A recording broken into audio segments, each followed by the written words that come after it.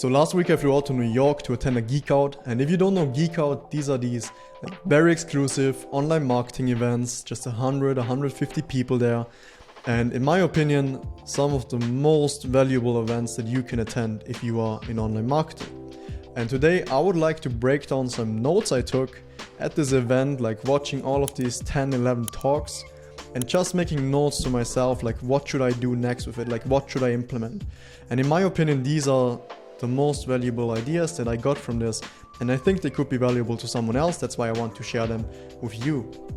And just as a quick recap, like this was a phenomenal event. Like I had high expectations when I went there, and I canceled like all German events that I want to go there because I just felt they were kind of shallow and I didn't really like them. And in my opinion, unless it's like a super exclusive masterminds with your mentors, this is an event you should definitely check out, because the people that go there, the events, the talks that you hear there, it's just crazy. And we will dive into that. And I hope you like this video. It was fun for me to go there. It was fun for me to recap. And I'm really looking forward to this. And I'm looking forward to hear your feedback on this as well. So I would say we hop right in. And now I've broken down like 9 talks where I made some notes. And you see some of them are actually pretty short, because these are essentially the takeaways that I've got, the action steps that I would like to take over the next couple of weeks. And let's just start with Carter and Coy. So these guys, I actually met them before their talk. I didn't know who they were, to be honest. And it was pretty interesting because they are big into lead gen. And me personally, I do a lot of ecom, as you guys know.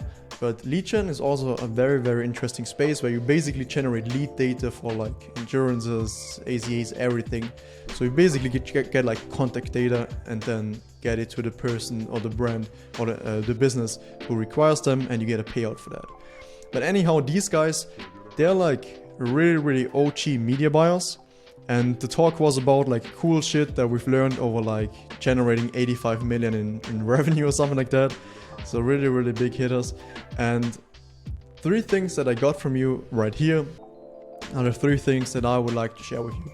So first of all, I think Carter talked about purposefully breaking shit in the ad account.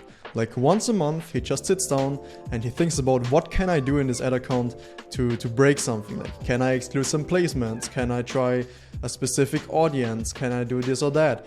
And he actually shared a story where the new reel placements were coming out, and he noticed if he like got really granular with the data and took a look at, okay, reel placements, Android devices only, there was like a bug going on or so, and he was converting at a super high rate and insanely cheap traffic.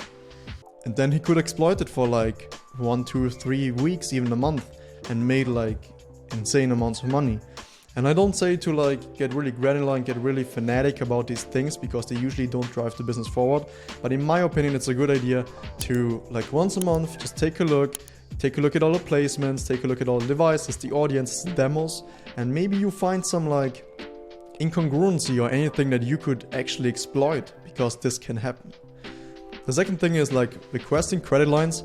In my opinion, you should request a credit line for your business. It can help bring down the CPMs a bit. It's like a conspiracy kind of thing, but it actually helps to bring down the CPMs, and it's often also good for the businesses that have a credit line with Facebook. And a lot of brands actually don't know about this, so I would try this. Another one which I found pretty interesting was currency arbitrage. And that is basically, so these guys found out that like, well, as you guys also know, there are countries that have insane troubles with their currency. Think about Argentina before their new president, or Egypt. And their currency was falling so fast versus the dollar that it actually kind of created this currency arbitrage. So you were paying like in dollars, like you are in dollars, and you paid them in like the Argentinian pesos, if I'm not mistaken, or the Egyptian currency. And the reason is the spread got bigger and bigger between the US dollar value and the local currency value. And in the end, like they saved up to 80% of their ad spend because the currency was so weak, which is insane. And sometimes these plays come around, and they have been around for years. It's just like a kind of geopolitical kind of phenomena that you can actually exploit if you get to know about this. And then there were many other like really, really interesting hacks and tips that I would love to share, and I think I'm pretty knowledgeable about this stuff, but I didn't know about them and I wouldn't share them here because it's for educational purposes only, but it was really, really interesting. Now let's move on to the second one, and it was Ian Nagy from the man behind like basically Vitao, and instantly I think the number one YouTube agency in the digital space. They did like almost close to a billion in revenue with their ads, which is crazy. And he was really focusing on like YouTube shorts, bring something new up. And in my opinion, that's pretty interesting because he showed a campaign that was spending, or he was talking about a campaign that was spending like 20,000 a day on this YouTube short placement. I think that's a very interesting placement and also like opportunity for your business that you should keep in mind, especially if you already run like meta ads and other like short form video ads. I would definitely give it a shot. He recommended like one audience, one creative, and one product, and like just one campaign. And one good advertiser he mentioned also is 4Patriots. They're actually crushing in the US market, and especially for people out of the US, it might be really interesting to take a look at them. They're just absolutely genius with their creatives. We'll take a look at them.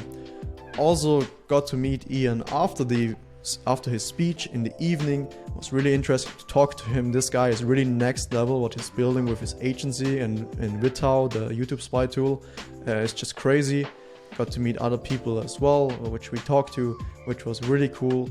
Like even a guy called Rich that is basically behind or like helped build Agora Financial or helped build Russell Brunson. So these type of guys were there at this event, and it was just so interesting to talk to these guys and exchange some ideas. Another one that was super interesting was Rory Flynn, and I think his agency is called Systematic AI or something like that. He's really big into AI, and what he showed was basically that you can create like with one prompt essentially 1,000 creatives for your business. And in my opinion, that's interesting because you can quickly and very cheaply test new angles, new ideas, and new visuals. And the actual workflow was something like you get a prompt or you have like your own images, you image hack them, which is basically another way of saying that you tell AI to like learn about the image and then recreate it in a way that you like it. And then he used a combination of like Midjourney and ChatGPT to create these images with Midjourney, and then ChatGPT to create some like headlines and angle ideas and everything like that. And then he used a combination of CopyDoc and Figma, where he like pulled out the headlines out of the Google Sheet into Figma, into Final Creatives with these AI generated images. And it was just really cool to see because he walked through the entire process, and there are these prompts and it's like very in depth. To be honest, I couldn't come up with them, but especially if you're like familiar with AI, I would definitely play around with this because it's the cheapest way to test new things. And as we all know, it's all about angle testing. So when you want to find something that's working right now, you need to be testing new angles. And this is something that I would recommend. It's so cheap, it's so easy to do. You can do it like in an afternoon. You can basically get assets for days. Like it's crazy. And yeah, I think he also has some like public talks. He once did a talk with Foreplay, the ad saving tool. So you can maybe take a look at that. It was really interesting. It was pretty similar to this one, and it really breaks down how he does this. And if you're interested in this, just check out this talk from Foreplay. Next one was David Rivero. He was talking about a cash flow ecosystem, and it was pretty interesting. The one thing I took away was like borrow against assets and scale. That was like his main kind of mantra that he's living by, and I will definitely also look more into this. But he was just saying like, man, you gotta get to borrow against your assets and scale your businesses. And the other one was like focus on the core, outsource the rest. He also said like everybody should own a private label brand. And another one is use one-click upsells everywhere, get like 20% discount pop-ups, increase the lifetime value as much as you can, and translate your languages from your brands and everything into all languages. And one other interesting point he mentioned was that PayPal and Apple Pay actually make up for like 26% of all transaction values or like conversions in the US e-commerce, So if you don't offer these, like, you're missing out big time. And I always have clients come to me and they don't have like PayPal activated because of the fees or Apple Pay and everything. But I would definitely recommend that you do that, because it's just like easy money, like free money essentially, if you activate something like this. And it often outweighs the cost and the risk of using it. Next guy, Kip Vlog. Pretty interesting. This was an online marketing event, but somehow the co-founder and co-founder of Under Armour was here. And Under Armour is like a $1 billion brand. Like, he built this to a $1 billion brand, which is insane. What he talked about was like 5 points that you should live by. And these were: what works in the beginning doesn't work later, reduce complexity, available capital is sunlight, strategy dictates structure, and own market share. And then I put down like 3 other that I got from his talk that I personally felt were pretty interesting. But I mean, you can't really disagree with these points. It's like, as you move up, as you scale up your brand, you need to find different things that are working. Maybe a new channel, maybe new creatives, maybe a new strategy, a new offer, new product. You should always like reduce the complexity, especially for your team as you scale. Complexity just doesn't scale. Available capital is always good to have on hand. And of course, the strategy also dictates the structure of your business, how lean you are. I know a bunch of brands, or I know like different businesses that do like 8 figures with a few people.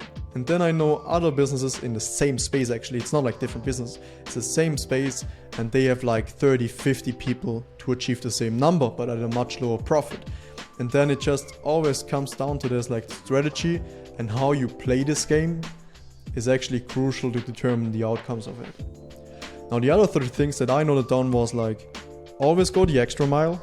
I think that is something that I always try to live by, that when you do something, just try to spend like 10% more time on this task to make sure it's really good. And I tell this like all of my team members, when they deliver something to me, I just want them to spend like 10% more on it. So they make sure there are like no typos, everything is like pixel perfect, whatever it is. And in my opinion, that really helps. Don't assume, confirm. Like, when you assume, there are just like mistakes coming into this, and it's not a good place to be in when like assumptions pile up, and suddenly you get hit in the nuts and things start to crumble. And the last one was like, eat what you kill. I think that's cool, especially if we take a look at 2021, all of the VC money that went into like e-commerce, and basically all of them are bankrupt right now because it was just like stupid money on stupid ideas with stupid businesses, and it didn't work. So whatever you are, wherever you are on your journey, try to eat what you kill. Be profitable, have a profitable growth. Don't lose like millions or sometimes billions of dollars as you are a business. And yeah, I mean, for technology companies it's often different, but especially in the space that we are in, like ecom and other brands, it is really important that you grow profitably, especially as a young brand. Next one, pretty interesting, Rumble. If you don't know Rumble is like YouTube, but a bit on alternative way. And their demo, like, listen to this, their demo is 65% man at an age of like 65 plus. And they're like these rich Midwestern, like high income people.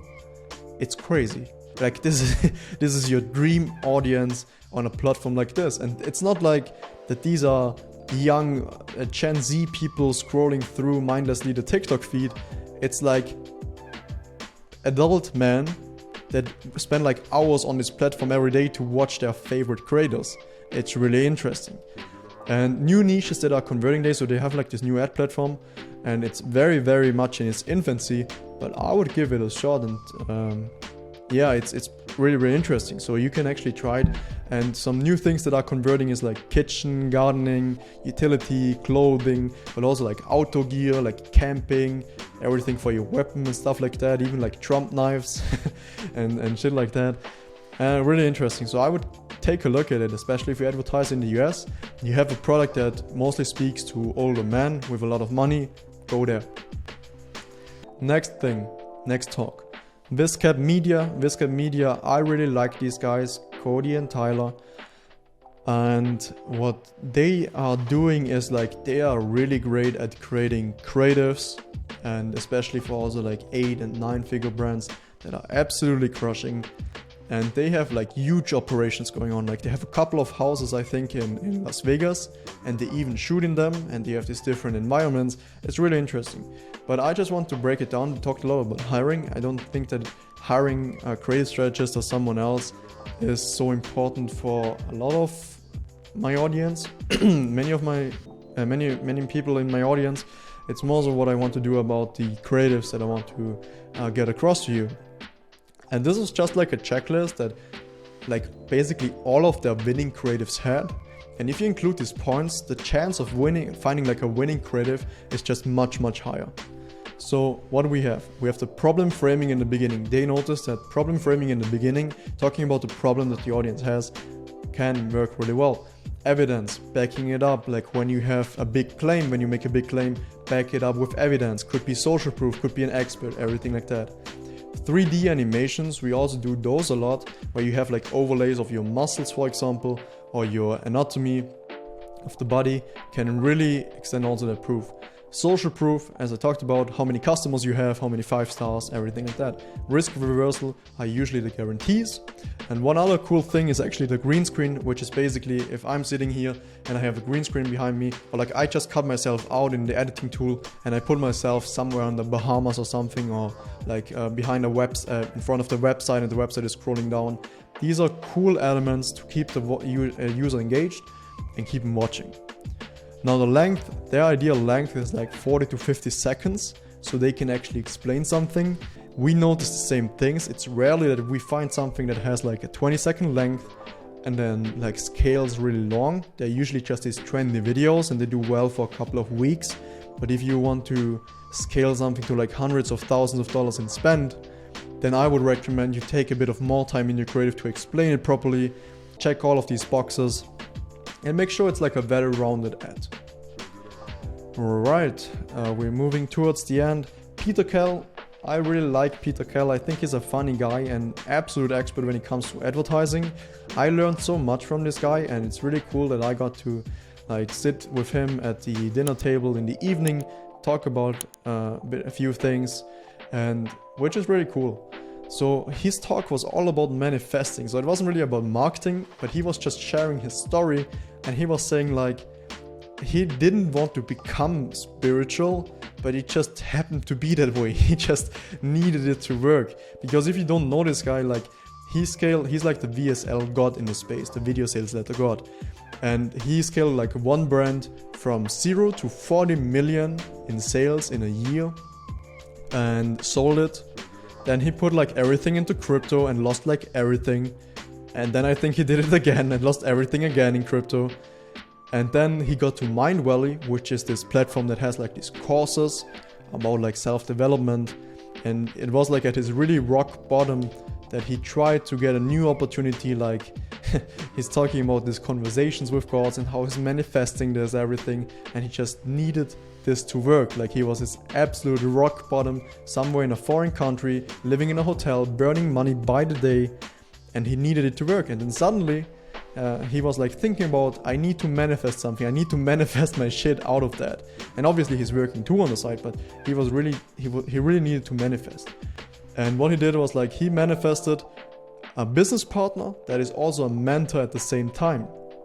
And he manifested, and somehow a bit later he ended up in Croatia on a party and got to meet the owner, I think, or the CEO of Mindvalley.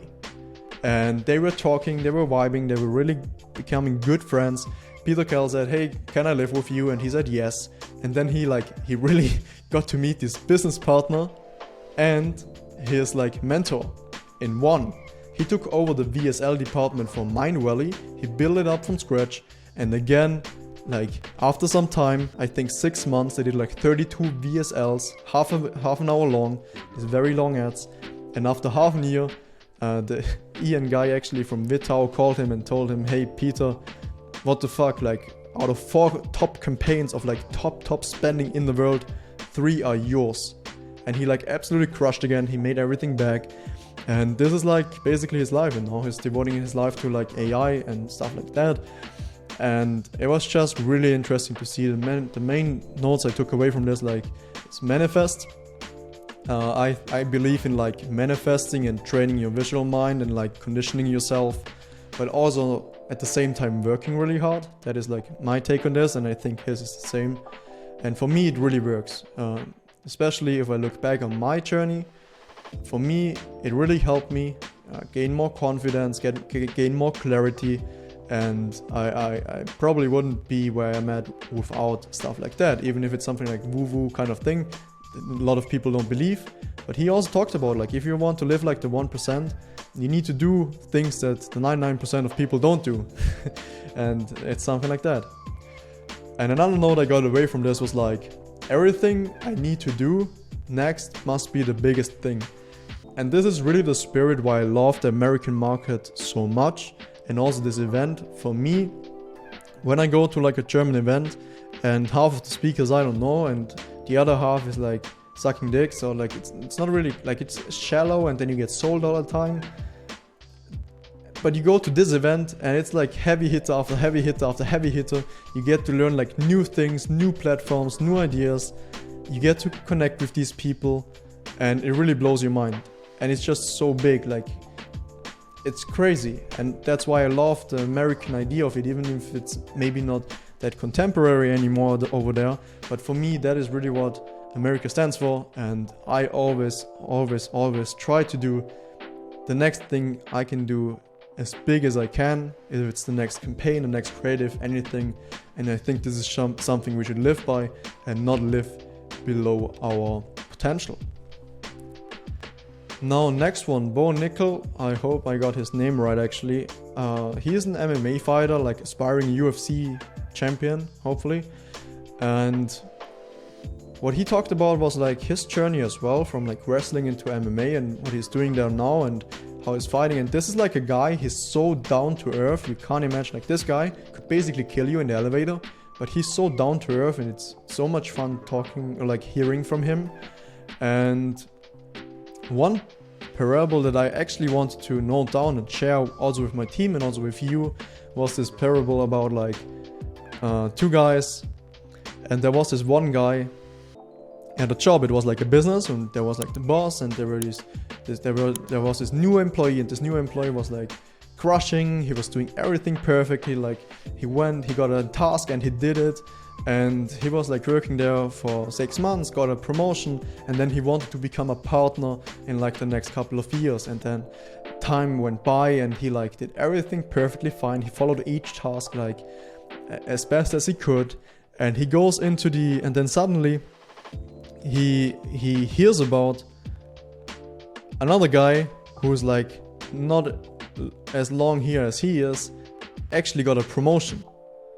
And he was like fucking pissed off. He went to the boss and like told him, what the hell is going on? Why didn't I get this promotion? I've been working here for like 5 years. I do everything perfectly and I don't get it. Like, why would you do this to me and get this new guy the promotion that I wanted, the partner promotion? And then the boss said, well, listen, I have a task for you. Can you buy me some oranges from the supermarket? My wife needs them.